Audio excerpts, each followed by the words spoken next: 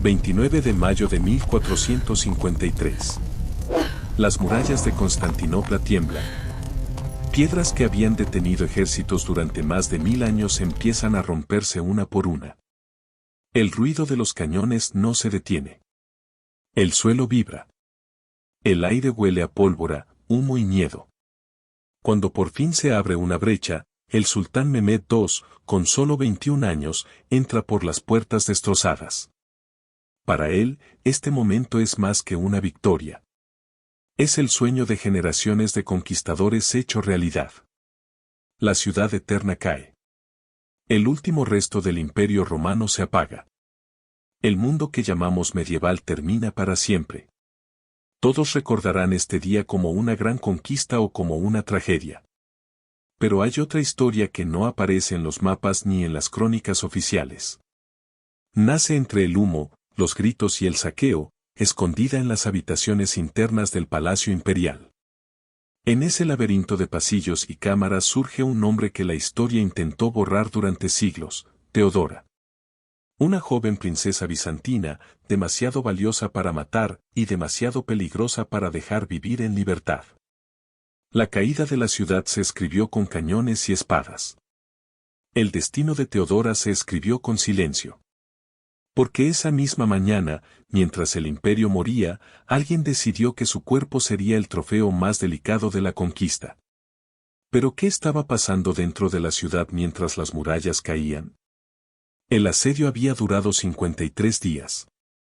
53 noches de cañones gigantes golpeando sin descanso, abriendo grietas en las murallas que habían protegido Constantinopla durante más de 1000 años. Dentro, el pan se agotaba, los defensores caían, y cada amanecer traía una verdad imposible de ignorar: la ciudad no resistiría mucho más. La noche anterior al final, el emperador Constantino Paleólogo entra en Hagia Sofía. Se quita los símbolos del poder, reza junto a nobles, soldados, católicos y ortodoxos. Ese día, las diferencias desaparecen. Al amanecer, se une a los combatientes en la brecha y muere entre ellos, perdido en una montaña de cuerpos. El imperio muere con él, sin tumba, sin ceremonia. Pero, ¿qué hacían los que aún podían huir? Mientras Constantino desaparece entre los muertos, la nobleza busca desesperadamente otra salida.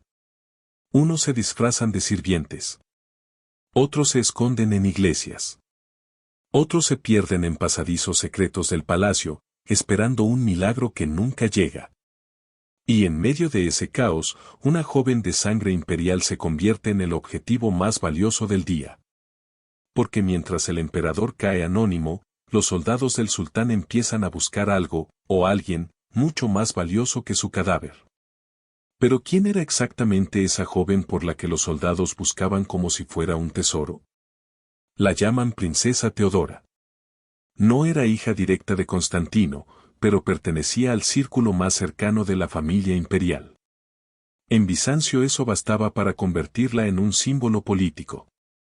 Tenía entre 14 y 17 años. Y en esa cultura, esa edad no era inocencia, era poder. Era valor. Era un futuro negociado. Teodora era conocida por su belleza, piel muy clara, peinados cuidados, telas finas incluso en tiempos de crisis. Pero más que belleza, lo que llamaba la atención era un detalle extraño, casi imposible para una joven de su rango: no estaba casada. En Bizancio, eso no era casualidad. Cuando una princesa seguía soltera a esa edad, significaba una de dos cosas: o estaba reservada para un matrimonio político gigantesco, quizá con un príncipe occidental capaz de traer tropas. O la habían prometido a la iglesia, destinada a convertirse en monja. En ambos casos, su cuerpo tenía un destino claro. Y ninguno de esos destinos incluía convertirse en botín de un enemigo conquistador. Pero, ¿quién puede proteger un símbolo cuando un imperio arde? Mientras la ciudad cae, nadie puede impedir que sus enemigos pongan los ojos en ella. Porque entre el fuego y el saqueo, alguien ya ha decidido que el futuro de Teodora no será un altar ni un convento. Será algo mucho más oscuro. ¿Y qué pasa cuando una ciudad entera pierde todas sus reglas en un solo amanecer? Las puertas se abren, y lo primero que entra no es el orden, sino el caos puro. Los soldados, agotados tras 53 días de asedio, avanzan con una sola idea en la mente: 3 días de saqueo, un derecho prometido por el sultán. Y esa promesa se siente como fuego en la sangre. Las calles se llenan de humo. Casas arden. Iglesias son destrozadas. Los ancianos son asesinados porque nadie pagaría rescate por ellos. Las mujeres se convierten en botín, en mercancía, en trofeos de una conquista que huele a madera quemada y sangre fresca. Pero entre ese caos sin control, hay una orden que pesa más que cualquier saqueo: encontrar a la familia imperial, a los nobles, a los sabios, a cualquiera que pueda servir como símbolo de poder. Porque el botín da riqueza, pero los prisioneros dan legitimidad. El palacio imperial es un laberinto de salas, jardines y capillas. Allí, unos queman documentos para que nada caiga en manos otomanas. Otros intentan huir por pasadizos secretos. Y otros se esconden en pequeñas habitaciones dedicadas a la Virgen, esperando que el santuario los proteja del destino. Y allí, en una cámara que unas fuentes llaman cuarto de mujeres y otras pequeño santuario, los genízaros la encuentran. Reconocen su ropa, su postura, su belleza cuidada. No es una esclava. No es una plebeya. Es alguien que, si intentan reclamar como propio, podría costarles la vida. Por eso, en lugar de tomarla como botín, deciden llevarla ante el único hombre capaz de dictar su destino, el sultán mismo. Pero ¿qué hace que una cautiva no termine en un mercado, sino frente al hombre más poderoso del imperio? Los genízaros toman a Teodora y la llevan por calles que ya no parecen calles, sino un infierno abierto. Pasa junto a cadáveres, casas ardiendo, templos profanados. La ciudad donde creció, donde aprendió a leer, donde soñó con su futuro, ahora es una pesadilla de gritos y humo. Teodora sabe bien lo que les espera a las mujeres capturadas en un asedio. Sabe que una princesa puede ser vendida por una fortuna, o destruida para enviar un mensaje. Pero algo extraño ocurre: no la llevan con las demás cautivas, no la encierran en un depósito de esclavos, ni la preparan para subasta. Los soldados la sacan fuera de la ciudad, hacia una tienda especial levantada para el sultán Mehmed II. Él aún no entra a Constantinopla. Deja que el caos se consuma solo. Su momento llegará después. La audiencia comienza con un gesto inesperado: Mehmed ordena salir a todos, excepto a un traductor y un guardia. Eso no es normal. Un capturado de alto valor siempre era interrogado frente a consejeros, escribas, testigos. Aquí no. Aquí el sultán quiere silencio. Quiere control. Quiere privacidad. Las fuentes dicen que hablaron durante horas. Él la observa. Le pregunta por su linaje. Analiza cada gesto, cada respuesta. Y cuando la conversación termina, Teodora no es enviada ni al mercado ni a una celda. Es llevada a unos aposentos separados, vigilados, cómodos, y desde ese instante deja de ser solo una cautiva. Se convierte en la obsesión personal del sultán. Pero ¿qué hace un conquistador cuando descubre que su mayor derrota no está en el campo de batalla, sino frente a una sola mujer? La imagen pública de Mehmed II es impecable.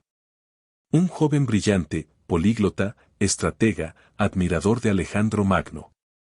Tras el saqueo inicial, ordena detener la violencia, proteger a los cristianos, preservar iglesias y nombrar un nuevo patriarca. Quiere presentarse como algo más que un conquistador, quiere ser visto como el nuevo César de Roma. Pero esa es la versión oficial, la que se escribe en documentos y crónicas. En los pasillos del palacio, la versión real es otra. Mehmed visita a Teodora casi todos los días. No la encadena, no la humilla, pero tampoco la libera.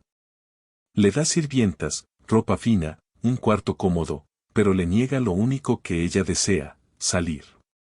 Y lo más inquietante es lo que sus consejeros empiezan a notar: Mehmed no solo la quiere.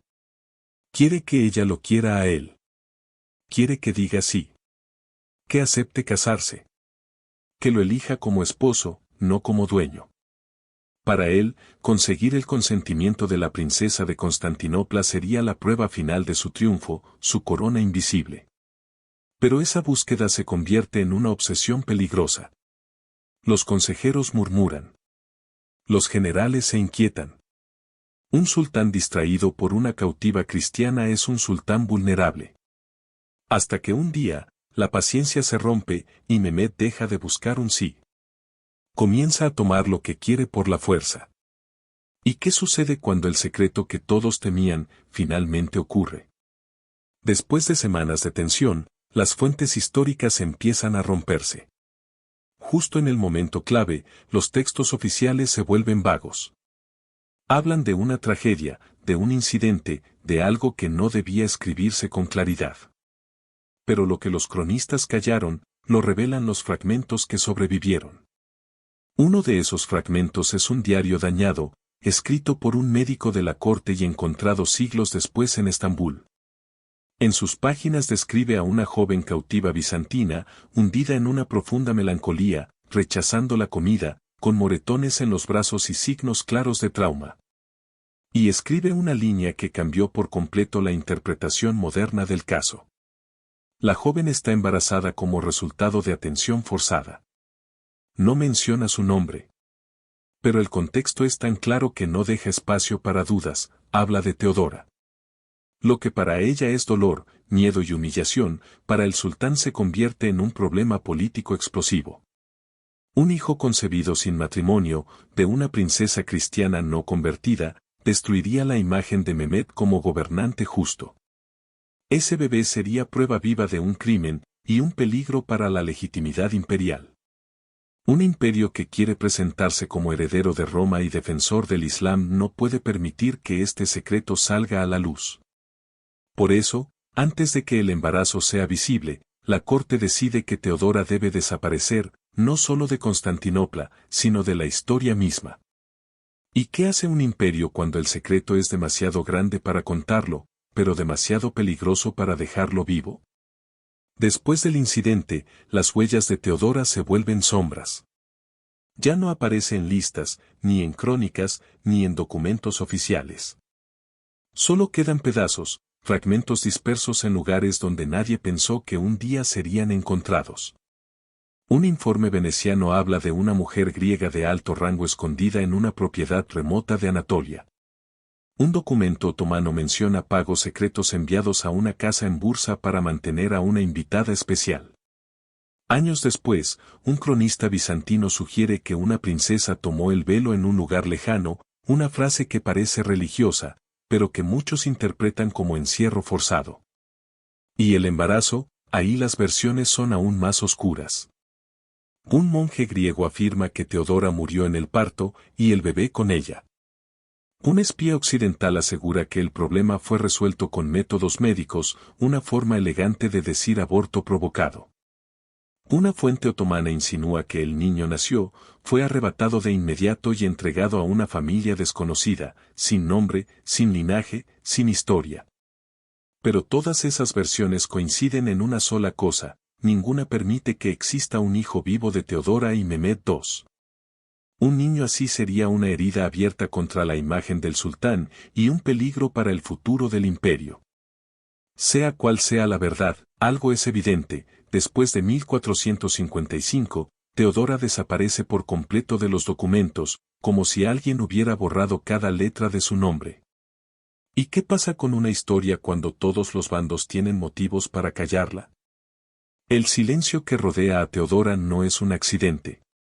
Es una decisión. Una construcción. Un borrado hecho a muchas manos. Las crónicas otomanas, tan detalladas en otros temas, de pronto omiten cualquier referencia a una princesa cautiva que hubiera causado problemas en la corte.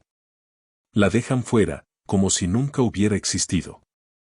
Los refugiados bizantinos, al principio, hablan de ella con rabia y dolor, pero con los años, sus copistas van cambiando detalles, suavizando frases, eliminando nombres. Hablar de Teodora era recordar la vergüenza de no haber podido proteger a sus propias hijas. Y esa herida era demasiado profunda para conservarla en tinta. En Europa Occidental, el tema tampoco encaja. El Imperio Otomano sería su enemigo durante siglos, pero esta historia es demasiado compleja para convertirla en propaganda.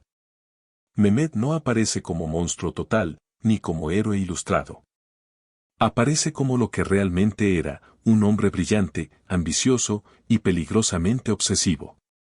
Y eso rompe los relatos simples que los europeos preferían contar. La historia oficial odia los grises. Quiere héroes perfectos y villanos absolutos.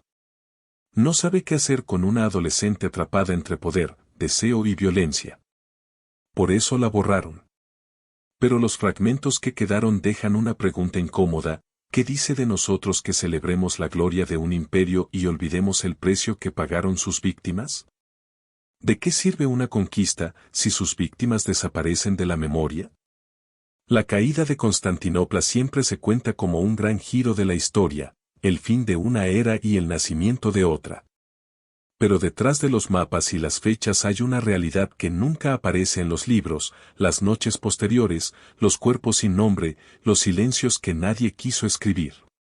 Teodora, quizá muerta en un parto, quizá obligada a abortar, quizá encerrada hasta volverse sombra, representa a miles de mujeres olvidadas que vivieron la conquista no como triunfo, sino como condena. Su historia nos llega rota, censurada, oculta entre líneas. Aún así, esos fragmentos bastan para mostrar algo claro: el poder no solo conquista tierras, también decide qué historias sobreviven y cuáles desaparecen. Pero hoy, siglos después, tenemos algo que sus contemporáneos no tuvieron: la posibilidad de decir su nombre sin miedo. De imaginar su dolor. De aceptar que su sufrimiento fue real, aunque los archivos intentaran borrarlo. Y al final, solo hay una fuerza capaz de pelear contra el olvido: la memoria compartida. Ahora la decisión es tuya.